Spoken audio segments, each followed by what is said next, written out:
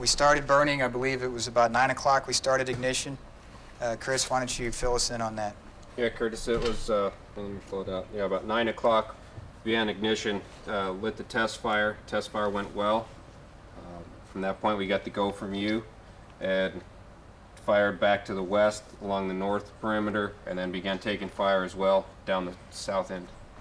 Okay, the two engine captains, Scott, what did you think of the test fire as things progressed? I thought that test fire was going well.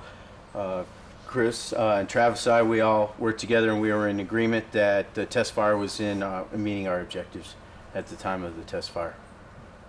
Cool. Can you make sure you capture that, Pete, Sure. in the notes? Test fire looked good. Lath?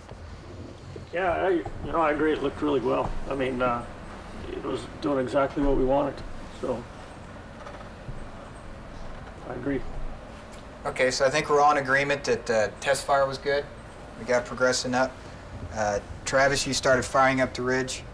Mark, how'd things look from down there? And you're the local fire department Well, chief. you know, we came in pretty nervous with the residents all concerned because we're burning in their backyard. So with the smoke and everything, they were a little concerned, but I was pretty happy with what I saw with the test burn and what was going on. So from my point of view, it was a good thing. All right, if I remember right, about 1100, things started to change. I just want to move ahead because it seemed like it was pretty much uneventful up until that point. Correct me if I'm wrong, folks, but I believe the burn pattern looked about like this. Does that look close? Yeah, that's pretty good. Okay, so let's take it up to 11 o'clock. We got the firing to this point. Chris, you're running ignitions and you're at this point. What's going on? Well, about 11 o'clock, we got to about there. Things were going really well. Winds were in good shape. We had good fire behavior, but we got into an area that surprised us that there wasn't, the prep hadn't been completed through there. So the prep wasn't completed. We were still continuing to fire as conditions were still pretty optimal as far as getting the objectives met.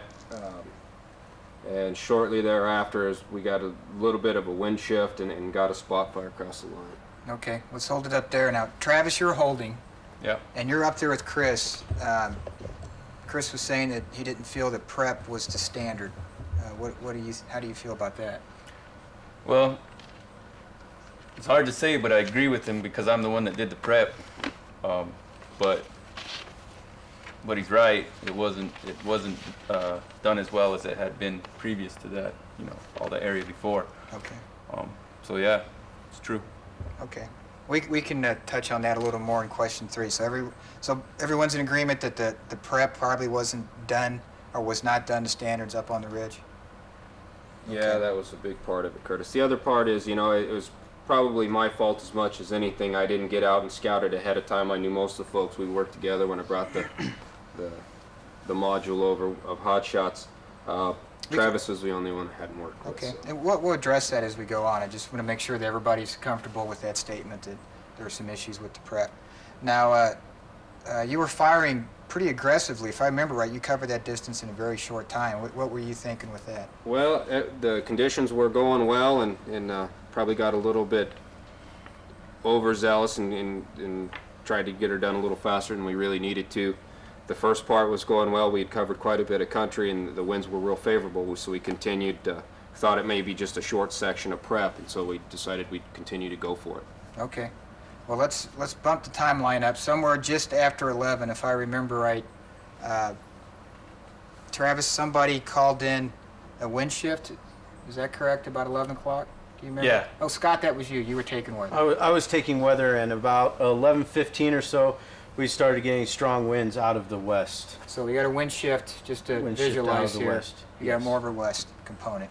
And you contacted everyone on the radio? I did, yes, Okay. and I was in communications with ignitions and holding.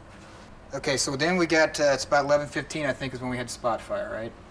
And that took place just over the ridge right here. Travis, why don't you fill us in on what happened at that point? It was pretty amazing how quickly it happened. As he called in the wind shift, and right away we got a spot. And as holding, I contacted Blythe and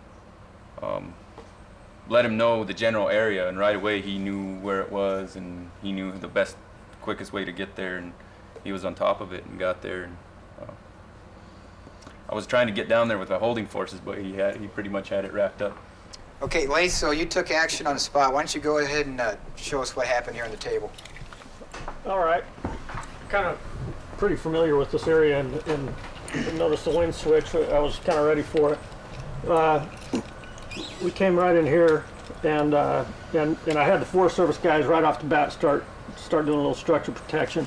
I called Mark because he had the bigger engine to come in, and the other engine was actually on the fire. When Mark got here, he took over the structure, and the other engine helped on the fire. And you know, the spot fire actually went better than I thought. I thought it was going to blow out, but everybody worked well together and we hammered it. And you know, even with the wind that kind of pushing towards the cabin. But the propane was an issue right off the bat. But everybody did really well and hammered it. And you knocked it down about an acre? Yeah, probably an acre. Now, Mark, you were out there. You brought your structure engine from the fire department. What was going through your head when you pulled up? Well, with the structure engine, you know, our guys have got the proper PPE for the structure, so we bunkered up, got around the house, deployed our hoses, and, you know, we secured the propane tank. Our guys are pretty good with the hazmat stuff and the propane, so we felt there was no issue with the propane, but we had everything secure, while the other two engines did their thing out there in the spot fire. So I thought, from our point of view, we worked really good, all three engines. I appreciate you guys being there too. It made it a lot easier for us to do our thing, knowing you're back there. I also thought the communication between the three engines was really good. I mean, the focus, the structure guys took care of the structure, and we went out and took care of the wildland. So I thought that communication between the three engines was really good also. Okay, in the interest of time, what I'd like to do is, if everybody's in agreement, can we just kind of go back to the burn, the spot's wrapped up, and then we progress with the firing operation down the ridge and back to the creek. And is everybody okay with moving on to that on the second question? And we'll come back and address some of these issues on the third question. So Chris, you guys regrouped and you started going down the ridge? Yeah, once we got the spot under control, we kind of transitioned back into those initial roles of ignition and holding, and we continued to progress down the ridge. Had to take the crew while they were working on the spot fire down below. We couldn't really access it, so took the HOTSHOT crew, and they continued to prep, finished up the prep on down to the end, and then we had the ignition team go ahead and finish down on the ridge, and it went well from there. Okay, let's go ahead. If everybody's cool, we'll call that good, and let's jump into why it happened. And the why part, I'd like to focus on the spot fire.